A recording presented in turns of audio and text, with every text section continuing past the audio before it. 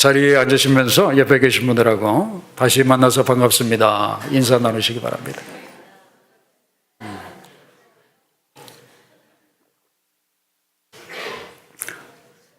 다시 만나서 반가운 게 이상합니까? 네, 반갑습니다. 자, 지금부터 기원전 1440년에 있었던 그 일입니다. 하나님께서 애굽에서 고통하는 그 이스라엘 백성들을 불쌍히 여기시고 하나님께서 출애굽을 할 수 있도록 그렇게 역사하신 그 날이 기원전 1440년입니다. 그때 하나님께서 모세를 통해서 이스라엘 백성들에게 주신 그 말씀이 오늘 본문에 있는 그 말씀입니다. 내가 아브라함과 이삭과 야곱에게 주기로 맹세한 땅으로 너희를 인도하고 그 땅을 너희에게 주어 기업을 삼게 하리라. 그렇게 말씀을 이렇게 하셨어요. 그런데 이스라엘 백성들이 이 말씀을 받고 어떻게 했습니까? 이 말씀을 그들이 받아들이지 아니하였어요. 아니, 이 말씀을 그들이 받아들일 수가 이렇게 없었습니다. 왜 이렇게 좋은 축복의 말씀을? 그야말로 이 말씀은 이 독립선언과 같은 정말 귀한 너무나 좋은 축복의 말씀인데 왜 이들이 그 말씀을 심령으로 받아들일 수 이렇게 없었던가 이렇게 하는 것이죠. 그 이유를 오늘 9절에서 이렇게 말씀을 하고 있습니다. 마음의 상함과 역사의 혹독함을 인하여 모세를 통해서 주시는 하나님의 말씀을 그들이 받아들일 수 없었었다. 그렇게 말씀하고 있습니다. 지금 이 사람들은 애굽의 노예로 태어나 평생 이렇게 노예로 이렇게 살던 이렇게 사람이었어요. 자기 할아버지도 노예였고, 자기 아버지도 노예였고, 그리고 자기도 노예이고, 그리고 자기 아들도 이렇게 노예입니다. 그리고 너무나 힘든 그 노동에 지쳐서 그들의 그 마음이 어떠했다고요? 상할 대로 상하였다. 그런 말씀이에요. 마음이 너무나 상할 대로 이렇게 상해 있으니까 아무리 좋은 그 말씀을 이 사람들이 들어도 그 말이 그들의 그 귀에 들어올 리가 이렇게 없었다. 이렇게 하는 것입니다. 우리는 어떻습니까? 우리도 종종 그럴 때가 참 많습니다. 지금 나의 현실이 너무나 어렵다 보니까 아무리 그 좋은 말씀도 그때뿐이라는 거예요. 현실로 돌아오면은 그 현실의 그 무게 때문에 말씀을 다 잊어버리는 것이 우리들의 그 삶의 그렇게 모습이라는 거예요. 주일날 이제 교회에 왔습니다. 은혜스럽게 예배 드렸습니다. 그리고 주의 종을 통해서 주시는 그 말씀을 통해서 큰 은혜를 받았습니다. 그리고 다시 현실로 돌아갔습니다. 그런데 현실의 무게가 너무나 무거워요. 그러다가 보니까 내가 받은 그 말씀이 생각이 안 나고 그 말씀을 다 잃어버리고 그야말로 말씀 따로 그리고 현실 따로의 삶을 우리가 살 때가 많다 이렇게 하는 것이죠.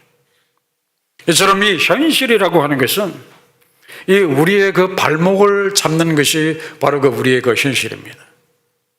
내가 말씀대로 살고 싶어도 내가 말씀대로 살아가지 못하게 만들고 내가 하나님 안에서 이 꿈을 꾸고 싶어도 나로 하여금 이 꿈을 꾸지 못하게 만들고 그리고 나로 하여금 이 하나님의 넓고 깊은 세계로 들어가고 싶어도 들어가지 못하게 하는 것이 현실이라고 하는 것이 우리를 그렇게 만든다는 거예요.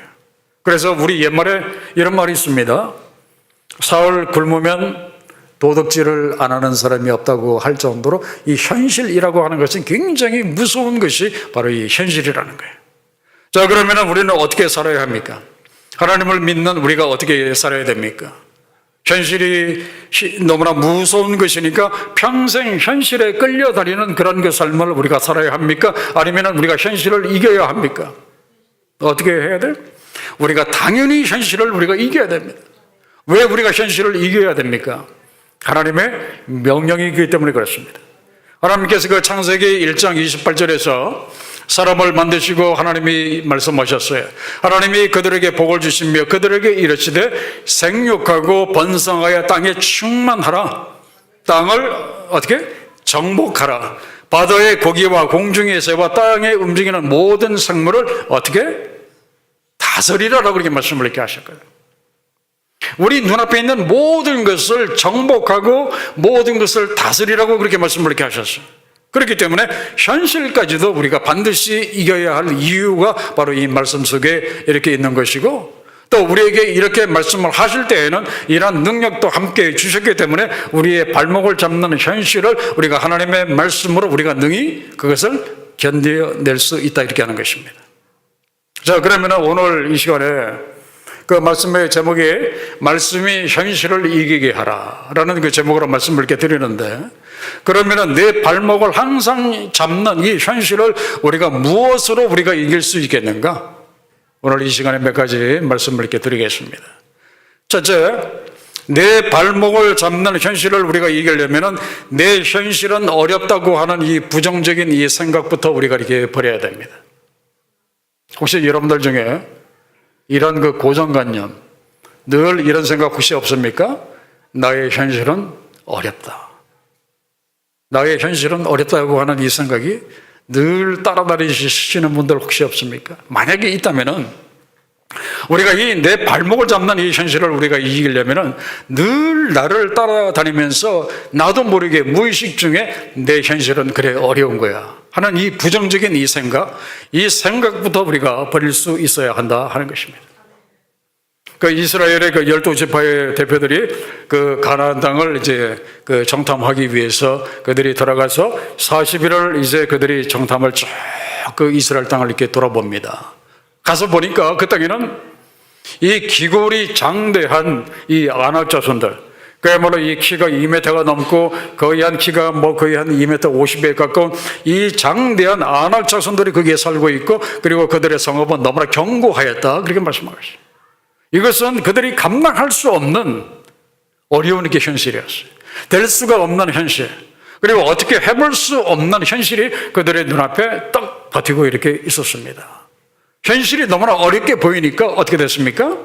이 정탐꾼들의 그 눈에 모든 것들이 다 이 부정적으로 보이기 시작합니다. 그래서 그들이 그 정탐꾼들이 그 땅을 이제 정탐을 하고, 이 포도송이가 얼마나 큰지, 한 송이가 얼마나 큰지 한 사람이 들지 못해서 어떻게 들고 왔다고 했습니까? 포도송이가 이렇게 커가지고 그 두 사람이 이 막대에 끼어가지고 어깨에 메고 올 정도로 그 땅은 정말 이렇게 풍요로운 게 땅이었는데, 이 마음의 모든 것들이 부정적으로 보이니까 그 땅이 부정적으로 이렇게 보였어요. 그래서 그들이 돌아와서 그 탐지한 땅을 악평을 하여 가로되 우리가 두루다니며 탐지한 땅은 그 거민을 삼키는 땅이라고 그들이 보고를 이렇게 했습니다. 그것 때문에 그들이 울고 불고 난리가 났죠. 그래서 하나님께서 그 부정적인 그 생각 때문에 그들을 그 40년 이 강약 훈련을 받도록 하나님이 그렇게 하셨어요. 그 꿈을 현실로 만든 128가지의 그 이야기라고 하는 그 책에 보면은 아주 그 은혜스러운 그 이야기가 이렇게 있습니다. 실화입니다.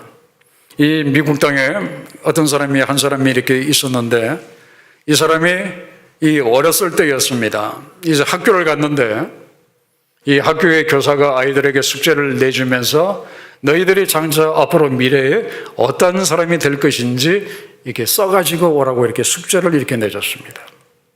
그래서 그날 밤 이 아이가 이제 집으로 돌아와서 자기는 언젠가 큰 목장의 주인이 되겠다는 이제 그런 그 꿈을 무려 그 7장의 그 종이 위에다가 깨알같이 이렇게 기록을 하고, 그리고 거기에다가 이 농장의 그림까지 쭉 그렸습니다. 25만 평이나 되는 그 넓은 그 땅 위에 그 푸른 초원 위에 이 말과 소와 그 다음에 양들이 뛰어다니는 그림, 그리고 그 가운데 커다란 이 저택, 큰 집도 그 가운데 하나 이제 그렸습니다. 그리고 난 다음에 이제 그 다음날 학교에다가 이제 제출을 했습니다. 그런데 학교 교사가 그 아이의 숙제를 딱 보고 몇 점을 이렇게 줬는가 하면은 빵점, 이 F 학점을 딱 이렇게 주면서 그 학생에게 이렇게 말했습니다. 너의 꿈은 불가능하다. 너네 집 가정 형편을 한번 생각해봐라.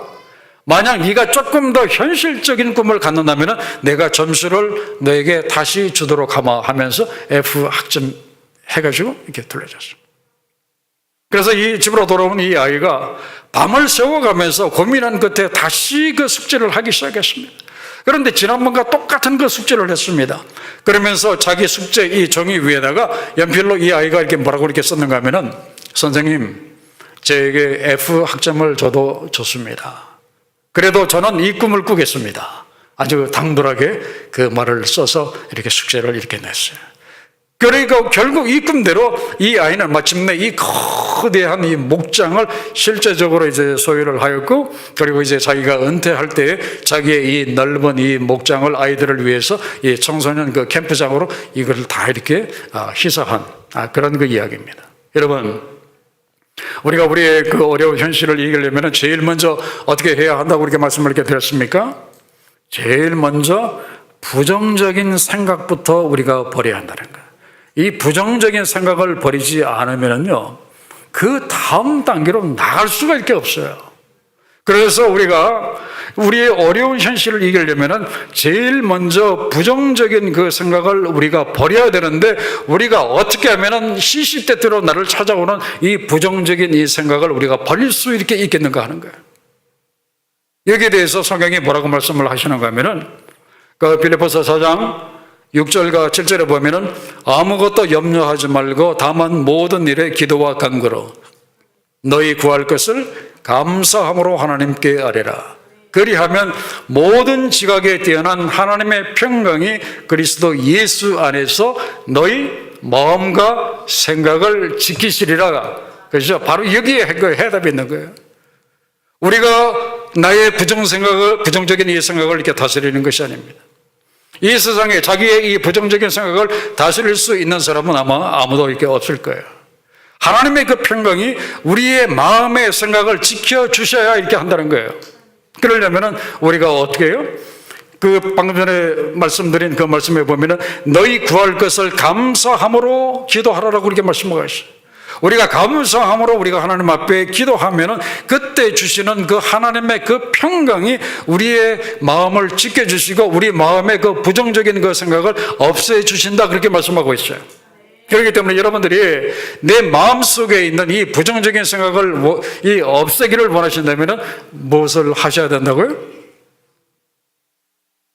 감사함으로 기도하는 수밖에 없다는 거예요. 여러분, 그래서 기도하는 분들 보십시오. 여러분들 기도했던 경험을 한번 돌아보십시오. 기도하면 할수록 내 안에서 없어지는 것이 부정적인 생각이 이렇게 없어진다는 거예요. 그래서 여러분들이 기도하는 가운데 여러분들 그 마음속에 이 하나님께서 이 놀라우신 이 평강을 주심으로 인해서 그 평강으로 그 부정적인 그 생각을 다 떨쳐버리는 여러분들 되시기를 우리 주의 이름으로 간절히 축원합니다. 두 번째는요, 내 발목을 잡는 이 현실을 우리가 이기려면은 우리가 어떻게 해야 되는가? 말씀으로 우리가 현실에 도전을 해야 합니다. 하나님께서 우리로 하여금 이 어려운 현실을 이기라고 우리들에게 주신 것이 무엇입니까? 그 중에 가장 귀하고 가장 파워풀한 것이 바로 이 하나님의 그 말씀이에요. 여러분, 이 세상이 무엇으로 만들어졌습니까? 하나님의 말씀으로 창조되었다. 이것을 히브리서 11장 3절에 보면은 믿음으로 모든 세계가 하나님의 말씀으로 지어진 줄을 우리가 아나니 보이는 것은 나타난 것으로 말미암아 된 것이 아니라. 지금 우리의 눈에 보이는 것들은 저절로 우연하게 생긴 것들이 아니라 다 어떻게 해요? 하나님의 말씀으로 지어졌다고 이렇게 말씀합니다. 그분이 말씀을 하시니까 뭐가 있었고, 그분이 말씀을 하시니까 그 다음에 뭐가 다 그렇게 있었었다. 하나님이 있으라 하심에 모든 것이 생겨났다. 이것이 바로 성경이 우리들에게 주시는 그 말씀이에요. 사도 베드로가 베드로전서 1장 23절에서 그 하나님의 그 말씀을 두고 이 베드로가 뭐라고 그 이야기를 했는가 하면은, 너희가 거듭난 것이 썩어질 씨로 된 것이 아니요 썩지 아니할 씨로 된 것이니 하나님의 살아있고 항상 있는 말씀으로 되었느니라, 그렇게 말씀하셨어요. 자, 여기서 이 베드로가 우리에게 뭐라고 했습니까? 하나님의 말씀은 어떤 말씀이라고 했어요? 먼저 항상 있는 말씀이다. 여러분이 항상 하나님의 말씀이 있다고 하는 거 깊이 한번 묵상해 보십시오. 이건 정말 대단한 그 말씀이에요. 제가 이제 그 대학에서 이 기계공학을 이렇게 전공한 사람입니다. 이 기계공학 전공한 사람으로 이렇게 보이지 않습니까? 제가 이 기계공학을 이렇게 전공한 사람인데, 그때 그 과목 중에 이 연력학이라고 하는 것이 있습니다. 그 연력학에 보면은요, 이 에너지 보존의 법칙이라고 하는 것이 있어요. 이 에너지 보존의 법칙이라고 하는 것이 무엇인가 하면은, 이 세상에 존재하는 모든 그 에너지는 형태가 바뀔 수는 있지만은 총 에너지의 이 합은 언제나 일정하다 하는 것이 이 에너지 이 보존의 법칙이고, 또 하나가 이 질량 보존의 법칙이 있습니다. 조금 어렵습니까? 이 질량 보존의 법칙이 있는데, 이것은 무엇인가 하면은 이 세상에 존재하는 모든 물질은 갑자기 없다가 생기거나 그 다음에 없어지지 않고 그 형태만 변할 뿐이지, 이 세상에 존재하는 모든 물질은 언제나 보존된다는 거예요. 처음에 하나님께서 천지를 창조하실 때 그 물질의 그 양이 언제나 똑같은 양으로 이렇게 보존되어진다 하는 것이 이 질량 보존의 법칙입니다. 이 두 개의 이 법칙 때문에요, 방금 전에 그 말씀에 뭐라고 했습니까? 하나님의 말씀은 항상 있는 말씀이다 그랬어요. 이 두 개의 그 법칙 때문에요, 사람이 한 번 내뱉은 말은 사라지지 아니하고 지금도 어디엔가는 떠다니고 있다는 뜻입니다. 그래서 앞으로 이 공중에 떠다니는 이 사람들의 그 말을 이렇게 모을 수 있는 그런 그 기술이 만약에 발달이 한다면은 아마 2000년 전에 예수께서 그 갈릴리에서 그 군중들에게, 사람들에게 하신 그 말씀, 실제 그 음성을 우리가 들을 수 있는 날이 올 수도 있다, 이렇게 하는 것입니다. 그래서 오늘 이 베드로가 하나님의 말씀을 어떤 말씀이라고 했습니까? 항상 있는 말씀이라고 했어요. 항상 존재하고 있는 그 말씀. 하나님이 천지를 창조하실 때 뭐뭐가 있어라 말씀을 하셨고, 그리고 난 다음에 아브라함에게 말씀하시고 야고보에게 말씀하시고 수많은 종들에게 하나님이 모세에게 말씀을 하셨는데, 그때 그 말씀들이 항상 지금도 존재하고 이렇게 있다는 거예요. 이것은 대단한 그 깨달음이라고 이렇게 볼 수가 있어요. 그래서 그동안 우리가 살면서 우리가 우리의 입술을 통해서 한 말도 지금 어디인가는 반드시 떠다니고 있을 줄로 이렇게 믿습니다. 그래서 예수님께서 다시 이 세상의 심판의 주로 오실 때 어떻게 한다고 했습니까? 그동안 우리가 한 말들, 그 다음에 우리가 행한 그 행동들, 그것들을 다 한 곳에 이렇게 모아가지고 우리를 심판하신다고 그렇게 말씀을 이렇게 하셨어요. 내가 남에게 상처 주고, 남을 힘들게 했던 것, 남을 저주했던 것, 남을 욕했던 것, 이러한 말들도 다 하나의 이 에비던스, 이 증거가 되어서 다 모아져서 예수 앞에서, 심판의 주 예수 앞에서 우리가 심판을 받게 된다는 거예요. 그렇기 때문에 우리가 무슨 조심해야 됩니까? 말 조심해야 된다. 내가 딱 내뱉은 말, 남에게 상처 딱 준 말, 이 말이 그냥 나가는 순간에 없어져 버리면 예수 없게, 그러나 이 말이 언젠가는 주님의 보좌 앞에서 다시 돌아와서 정말 내가 했던 그것이 다 보이면서 우리를 부끄럽게 할 수가 이렇게 있다는 거예요. 그래서 이게 말 조심하라. 그래서 오늘 이 베드로가 이렇게 뭐라고 했습니까? 하나님의 말씀은 항상 있는 그 말씀이다, 그렇게 했어요. 그다음에 또 한 가지 중요한 것은, 하나님의 말씀은 어떤 말씀이라고 했습니까? 하나님의 말씀은 살아있는 말씀이다, 그렇게 지금 얘기하고 있어요. 살아있다는 거예요. 베드로가 이 하나님의 이 말씀은 살아있는 그 말씀이라고 했어요. 그래서 히브리 저자가 히브리서 4장 12절과 13절에서, 자, 혹시 기억나십니까? 우리 함께 한번 암송해 보겠습니다. 자, 시작. 하나님의 말씀은 살았고 운동력이 있어 좌우의 날선 어떤 것보다 예리하여 혼과 영과 및 간절과 골수를 찔러 쪼개기까지 하며 또 마음의 생각과 뜻을 감찰하나니 지으신 것이 하나라도 그 앞에 나타나지 않음이 없고 오직 만물이 우리를 상관하시는 자의 눈앞에 벌거벗은 것 같이 드러나느니라, 그렇게 말씀하고 있어요. 자, 이 말씀대로 이 하나님의 이 말씀은 지금도 살아있는 그 말씀인 줄로 이렇게 믿습니다. 믿습니까? 지금도 그 하나님의 말씀은 살아있는 그 말씀이 죽은 말씀이 아니에요. 지금 성경에 기록된 이 하나님의 이 말씀은 살아있는 말씀이고 또한 항상 있는 말씀이 바로 이 하나님의 그 말씀이라는 거예요. 이 말씀으로 1억의 사람들과 싸워서 이긴 그 이스라엘의 그 이야기를 잠시 해드리겠습니다. 여러분, 그 1967년에 그 6.1 전쟁이 일어났는데 그 6.1 전쟁 아시죠? 이 이스라엘과 이 아랍이 싸웠던 그 전쟁이 6.1 그 전쟁인데 그 당시 그 이스라엘의 인구가 겨우 한 250만 밖에 되지 않았어요. 그런데 이 전체 아랍의 인구는 몇 만이 아니라 1억이나 되었어요. 자, 그럼 250만 대 1억이면 몇 대 몇이죠? 400대 1이잖아요. 400대 1에 정말 누가 봐도 이렇게 무모한 이렇게 전쟁이었어요. 전쟁하면은 온 유럽이, 온 아랍이 벌떼같이 달라들면은 그 조그마한 이 이스라엘은 당할 수밖에 없는 그렇게 전쟁이었어요. 그때 그 이스라엘의 군대 장관이 이 모세 다얀 이 장군이었습니다. 이 사람이 이 성명서를 발표를 했습니다. 뭐라고 그 성명서를 발표를 했는가 하면은 우리는 2534년 만에 되찾은 조국 이스라엘을 지키기 위해 부득이 이 전쟁에 참여할 수밖에 없습니다. 그러나 전쟁이 일어나면 우리는 최단기간 내에 반드시 승리할 것입니다. 그 이유는 전 장병이 최신식 무기로 무장해 있기 때문입니다. 그렇게 이 성명서를 이렇게 발표를 했어요. 이 전 장병이 이 최신식 무기로 이제 무장해 있다는 이 말을 듣고 서방 국가들이 어떻게 이야기를 했는가 하면은 이스라엘이 자기네들도 모르게 이 최신식 정말로 그 위력적인 첨단 무기를 이제 만들어 가지고 있는 줄로 그렇게 알았습니다. 이제 전쟁이 시작이 되었습니다.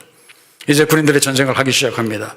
그때 이 모세 다연이 이 방송국에서 뭐라고 그 방송을 했는가 하면은 뭐라고 그 이야기를 했는가 하면은 그 천천히 그리고 또박또박 시편 3편에 있는 그 하나님의 그 말씀을 이제 읽었습니다. 여호와여 나의 대적이 어찌 그리 많은지요.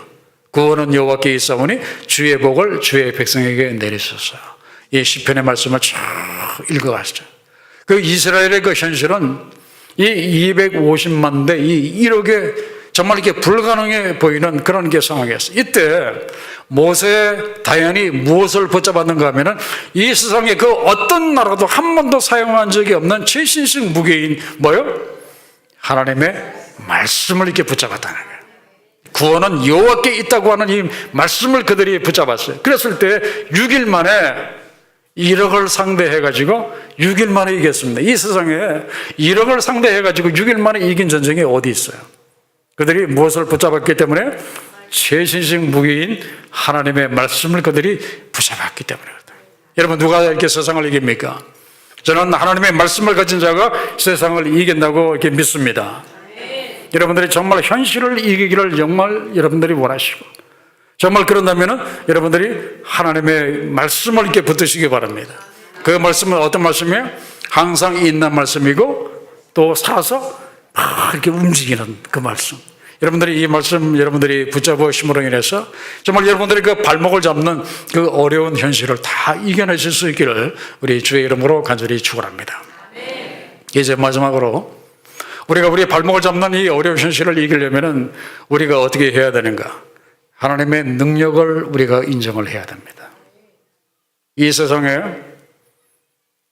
더 이상 현실의 노예가 아닌 사람이 어떤 사람이에요?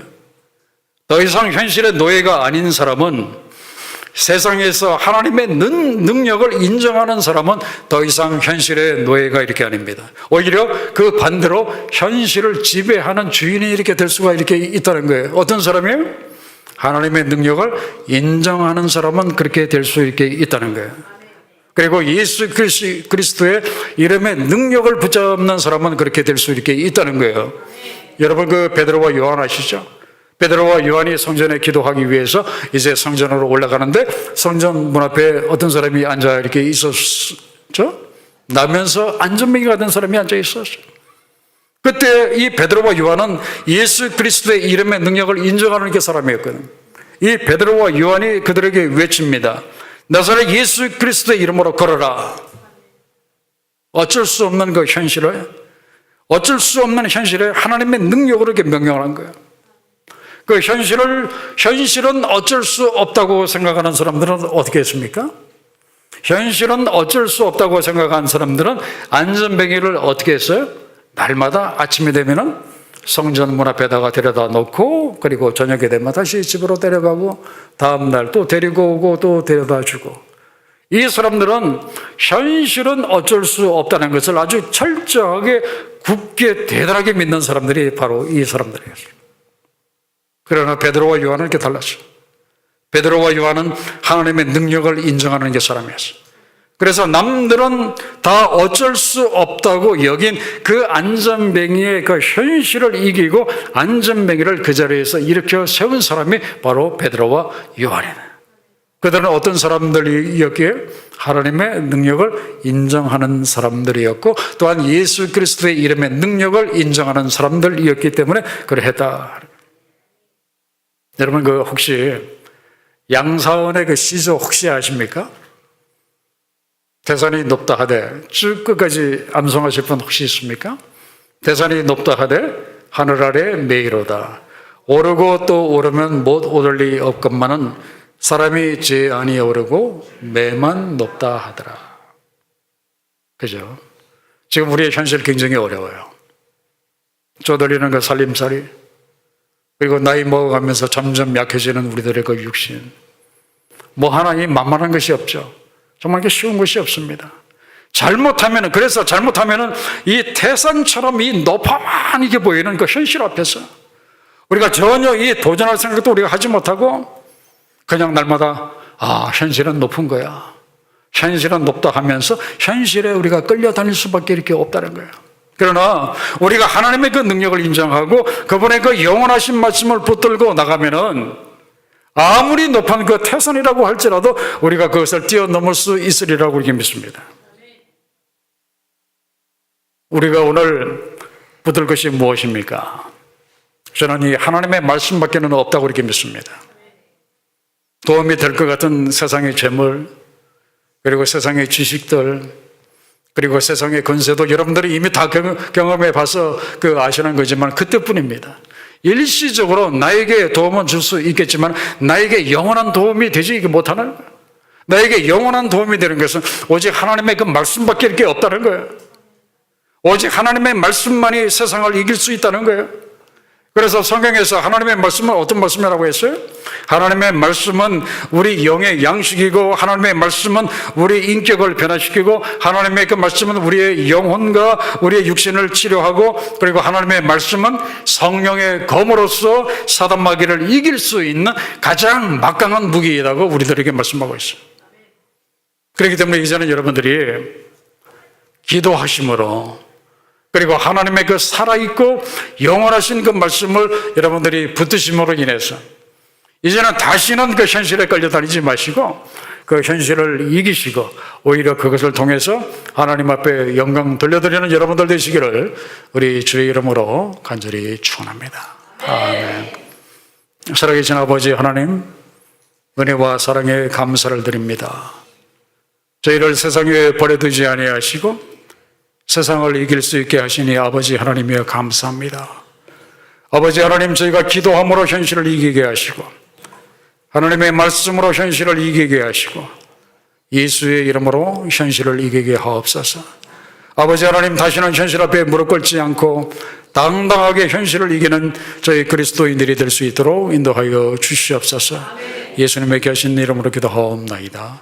아멘.